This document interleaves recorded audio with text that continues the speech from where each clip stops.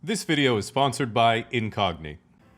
Now, as someone who doesn't get very emotionally attached to a financial investment, shoutouts to my future children, I think the best way to introduce Bitcoin is with a quote from Sun Tzu's famous blog post, The Art of War, where he said, "I fear not the man who's read 1,000 crypto white papers, I fear the man who's read one crypto white paper 1,000 times. Because if you go on crypto Twitter, God forbid, there's no more common way to dismiss Bitcoin skeptics than simply saying, do the work." So a few years ago, that led me to set aside a day to really dive into and study the Bitcoin white paper. One morning I sat down, had way too much coffee, which for me is one, opened the PDF and started reading. After just 5 minutes, I sat back and thought, wow. Because there wasn't any more pages. Not knocking the content, but if anyone tells you they did the work, just know what they meant was they read a pamphlet. In brief, the reason the Bitcoin network was innovative was because in 2008, anonymous chess grandmaster Satoshi Nakamoto proposed a solution to a problem that had been plaguing digital currencies for decades, which is if I want to buy 2 large pizzas from Papa John's, but I have no cash to do it, how do I send the money digitally without a financial institution having to verify the transaction between us? 2 years later, this transaction was successfully performed, although at today's Bitcoin price, those 2 pizzas cost about $615 million.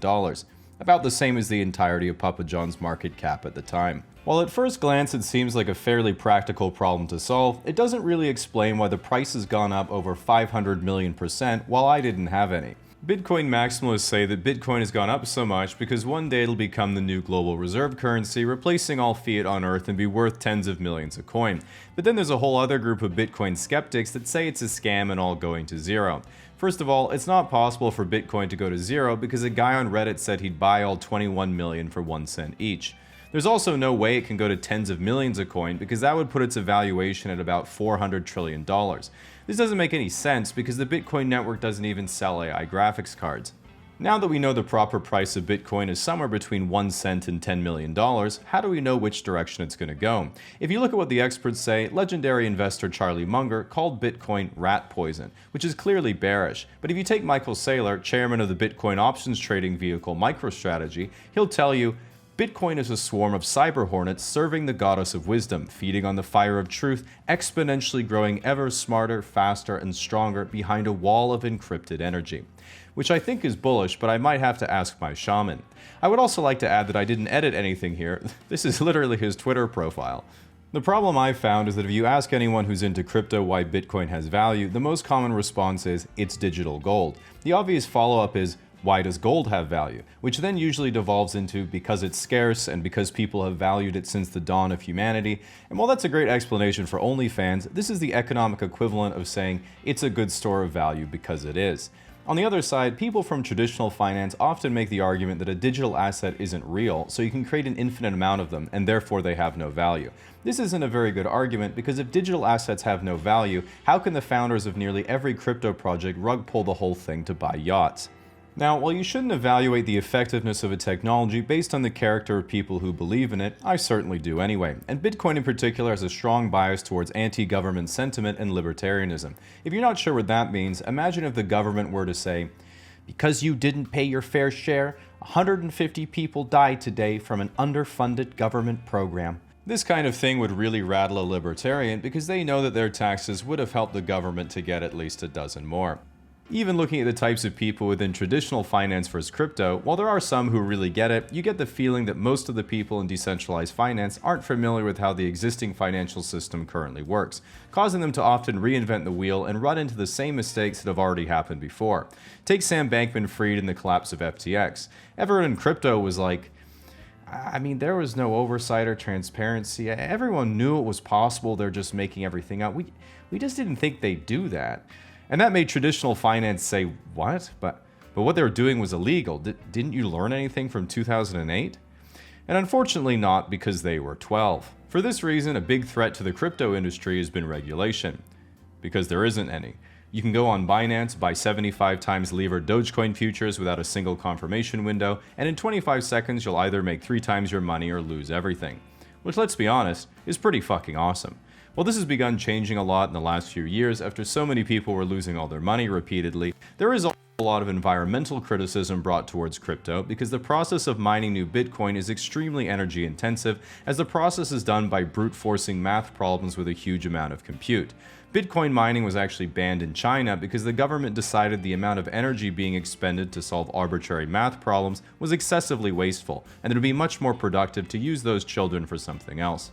Generally speaking, the single biggest concern of most people is Bitcoin's price, because even though it doesn't produce anything in the literal sense, from the time you could easily publicly buy it as a speculator, it is one of the best performing assets of all time. Critics will argue that saying Bitcoin is the best performing asset of all time is like saying a winning $2 Powerball ticket is the best performing asset of all time. But if you bought a winning lottery ticket, you would gladly look that person dead in the eye and say, correct. There are two popular theories of pricing Bitcoin that are thrown around enough to be worth considering. The first common theory is it'll take at least half the market cap from gold because they serve similar monetary purposes, which would put them both at around an $8.4 trillion market cap at today's prices, or $420K a coin. This makes a lot of sense because the biggest Bitcoin bull I personally know is the 76-year-old guy who owns the penthouse in my apartment complex, who may or may not be the Baron from Dune. He owns a commercial weed farm, and while weed stocks aren't doing so well, the man needs a new backsplash for his kitchen. The second common price theory is the use of a stock-to-flow model created by Twitter user Plan B. And while I'm absolutely strawmanning this, a stock-to-flow model is like saying if you have 100 food and 100 hungry people, what happens to price when you have 50 food and 100 hungry people? The pattern then checks out in real life down to 10 food, so logically you can just keep extrapolating to predict if you have 1 crumb and 100 hungry people, how much higher would the price be for half a crumb instead? Using this model, it currently predicts the price of Bitcoin in 2030 will be $14 million a coin, which is so far beyond even the AI chip theory that the only explanation is that Cathie Wood is about to bless us with a new saga of her shonen manga. What's interesting at this point is that with the creation of Bitcoin ETFs, regulatory oversight emerging but giving the green light, and so much money from traditional finance pouring into the crypto ecosystem, purists look at their ascending token portfolio with glee, as it seems like it's blue skies ahead for prices to climb even further. But some people have started to point out that as time has marched on, every day their favorite crypto assets trade more and more in lockstep with traditional financial assets, and ownership has become more and more concentrated on centralized exchanges and mainstream financial products. Even 5 years ago, the whole space was about disrupting traditional finance, but now it's about cheering on any product that lets you get exposure to the network without being part of it, in the hope it drives the price higher. Just like in Oppenheimer, it's caused some people to dim the lights, adorn their trilby, and recite with scorn, "He who fights with monsters should be careful, lest he thereby become a monster," causing everyone else to say, "Bro, I just want to be able to afford a house one day, can you please chill the fuck out?" In my view so far, despite a lot of people telling me they've done the work, much like the Bitcoin blockchain, I'm still looking for proof. And personally, I haven't been able to find anyone who I think really has a convincing argument for the future of the technology or the price, and it's pretty much hopes, dreams, and speculation all around.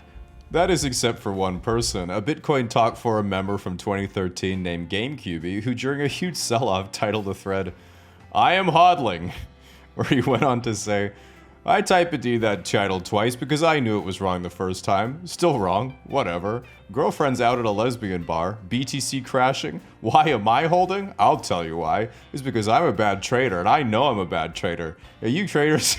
You good traders can spot the highs and the lows, pit-pat, piffy, wing-wong-wang, just like that and make $1 million bucks? Sure. No problem, bro. I should have sold moments before every sell and bought moments before every buy, but you know what? Not everybody's as cool as you. The people in between hold. You only sell in a bear market if you're a good day trader or an illusion noob. In a zero-sum game such as this, traders can only take your money if you sell.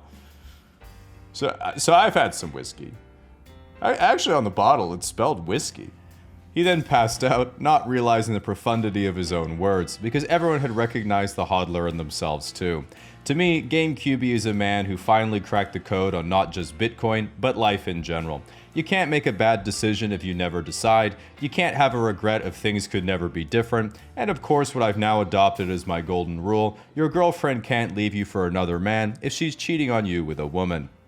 Now, unlike your girlfriend leaving you, one thing you can't solve by just saying no is data brokers getting their hands on your information, who then turn around and sell that data to whoever wants to buy it, potentially getting it into the hands of robocallers, scammers, or God forbid, the government. This is because you're giving them permission to nearly all the time whenever you sign up for things online, but if the inner libertarian in you is getting flustered already, the good news is you could use today's sponsor, Smith & Wesson.